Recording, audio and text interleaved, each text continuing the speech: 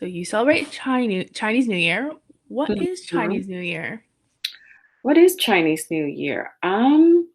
It is a time of celebration. It is the biggest holiday in many of the Asian country. If you could think of, how here in America, Christmas is a big, big deal, right? Hmm. It's a time of family getting together, lots of food, lots of gathering, and all of that. That is Chinese New Year. Long Cool. and short of it, and it's basically a celebration of a new beginning. As a matter of fact, if you look up Chinese New Year, the literal translation is actually new spring. People actually say Happy New Spring or welcoming the new spring because it's technically the first day of spring. And Oh. you're thinking, wait a minute, it's February, right? Hmm. Is because the Chinese calendar follow the lunar calendar, follow the moon, Hmm. whereas our Western calendar follow the sun, and so that's why it's also called Lunar New Year. So that's the beginning of the yearly cycle, I guess, and so that's why it usually happens sometime in the Western calendar around a little bit before, a little bit after Valentine's Day. Know how different parts of the world celebrate Chinese New Year, perhaps? Or is there a distinct difference? Well, I know that, um, so I'm Chinese, but I was Hmm. born in Vietnam. And so I have Hmm. always grew up celebrating one foot in each of the culture, right? And so they're very similar in that it's always about getting together with your family, enjoy a lot of food, um, and Chinese New Year is just not one day. Yeah. Like how here we just like, oh, New Year's Eve, let's party. Monday morning. Oh, okay, here come the New Year. And that was that, right? Hmm. But with the Asian, I'm going to call it Asian New Year, it's actually like a 2 week long celebration. Hmm. Vietnamese had a saying that is called 3 big days of uh, festivity or 3 big days of New Year. So it's like literally a 72 hours ongoing of food and more talk and more people visiting, and you're supposed to on New Year Day you're supposed to go um, visit your grandparents, your aunt and your uncles and your cousins. And so if you were living with your grandparents, it's literally a 72-hour of continuous people visiting your house. And the funny thing is, um, you're not supposed to clean your house. You're Oh, supposed to you're supposed to do all the cleaning before Chinese, before the first day of the new year. yeah. And when they come to visit, it's like no matter how big of a mess they make, you're not supposed to do any cleaning until after the third day. New Year is the time that you get a whole new set of clothes, jackets, shoes. I mean, everything is new. It's exciting for a kid. Yeah, that sounds Mhm. fun. That sounds like it's just like a fun family, new things, new. Yeah. Yes. And the crazy part is the week leading up to the holiday, Hmm. everybody, all the adult around the house is frantically cleaning everything from window blind to the corn on the wall, under the table. Everything is getting polished and clean to the nine. It's like, seriously. My parents like, don't touch that, don't touch that. We just cleaned up, don't touch that. Um, the night before New Hmm. Year's Eve is a huge thing. It's a Yeah. huge, huge thing. Um, One of my fondest memory as a kid was getting scrub. I am talking about I was about 6 years old, right? And my mom was like, making sure I got scrubbed from head to toes, behind my ears. I mean, she was running that washcloth all over me to be Mm-hmm. sure I was perfectly clean. All six of us kids had to be perfectly clean because the idea is that you wash away all the bad, negative things of the old year and Oh, you clean, ready to usher on the new year and hope that nothing bad's going to happen to you because you had washed it all away yeah.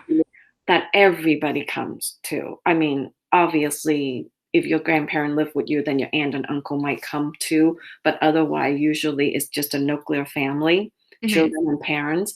And then you have this big giant dinner. And then afterward, you got to hurry up and clean and put everything away, swept have the floor perfectly swept, Mm-hmm. dishes washed and clean and put away. And then they cook new food that is going to be ready for consumption first thing in the morning. So then the next morning, you enjoy a breakfast with your family, and then off you go. A lot of people believe that if you go to 10 temple Mm-hmm. on that first day of the new year, you would have gotten blessing for the entire year. Um, oh, there's different kind of food that you need to eat. Mm-hmm. So for New Year's Eve dinner, you're supposed to have a fish. Doesn't matter big or small, you're supposed to have a fish. A fish. Because the Chinese word fish you has the same sound as the word for abundance, Mm-hmm. which is having a lot of everything. And so you must have fish. But on the first day, Mm-hmm. if you're interested in more of what happened on the first day, when you go visit your friends and family, it's good luck to bring tangerine. Tangerines.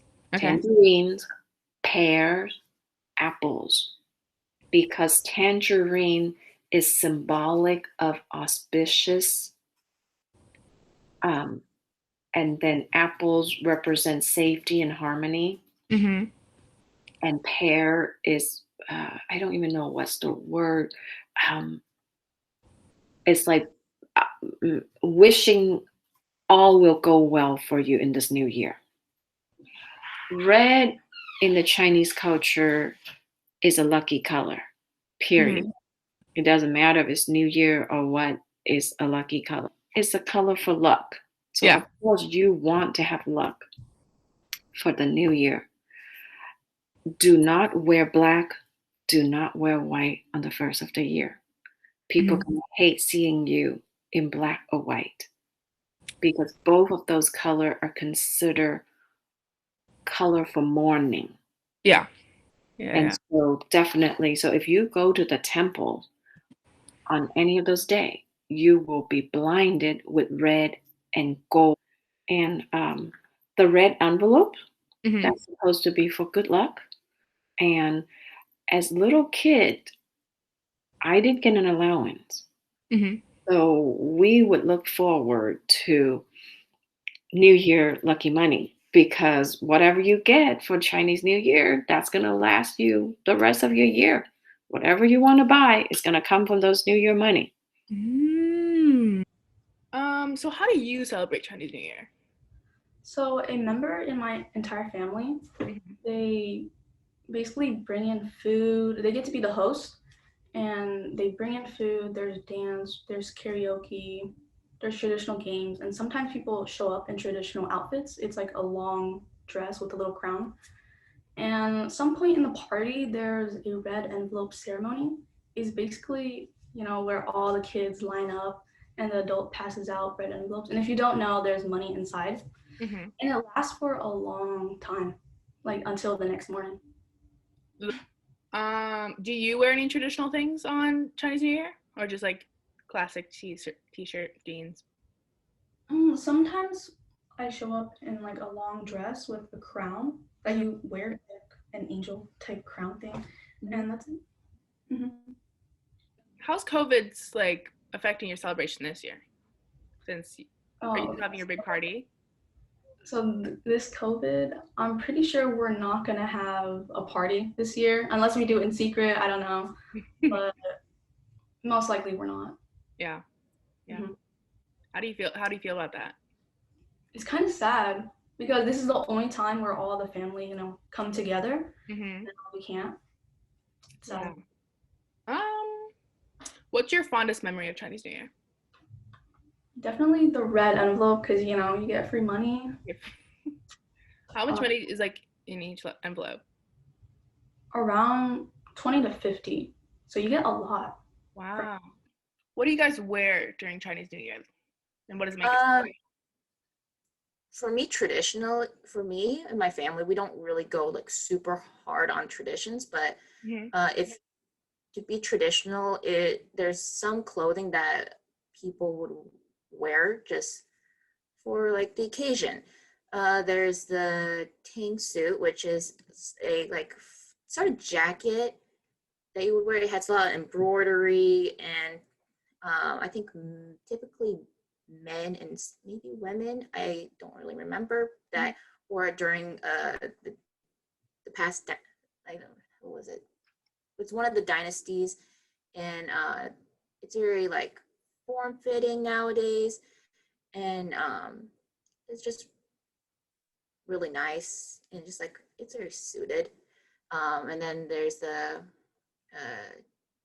cheapo or the it's like these gowns that women typically wear, and you normally see them in the mainstream, Mm-hmm. um, and sometimes could be like a topic of cultural appropriation. It's like a big one, but typically it's when it was first made, it was like very conservative, very straight, very long, and nowadays it's just like it could be anything. It's been one of those types of clothing and piece of tradition that can be like revolutionized or like changed over time, but it is another piece of clothing that is very traditional in a way that just wearing it during the Chinese New Year is just like, oh, new me, new year. Um, and for both clothing, they're just very intricate, and there's a lot of embroidery and symbols that are go a long way to say, oh, I want good luck. I want messages to say that the new year is gonna be great, sort of like that. Cool. Is there any special meals or special like foods you guys have? Um, I know that in northern China they have a lot of dumplings or jiazi, Mm-hmm. which is just like dumpling, which is like pork, beef, vegetables, really good. And that they signify longevity and wealth. Um, and they sort of look like the shape of them like half moons. They people associate those shape with uh, the currency that China once used with the gold. It's like golden green. It was called like Chinese sizes. Mm-hmm. I could be pronouncing them terribly, but it's just how they're shaped and like association with good wealth, good fortunes get come our way if we have a lot of it. You just That's consume a cool. lot. Yeah. Yeah, and there's also fish. For my family, fish is like big and it's like really good for you, good like omega and all that, as well as because the Chinese language is so um, complicated sometimes, in my opinion. Mm-hmm. Um, there's some words associated to certain uh, words that it sounds like the same, like homophones, like read Yeah. or Yeah. read, different meanings.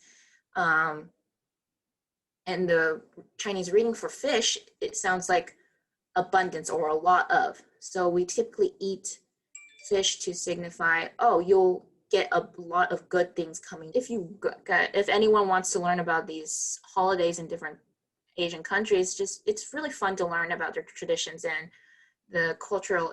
It just have some cultural appreciation for uh, other minorities who celebrate it for specific reasons, and the how much it actually means to them. It's really fun to find other people being like, hey, that's really cool, you get like money, or that's really cool that there's lion dances that are really intricate and like so acrobatic that I can't even do it. Yeah. awesome to hear that other people would appreciate my culture and other Asian cultures that also celebrate Lunar New Year.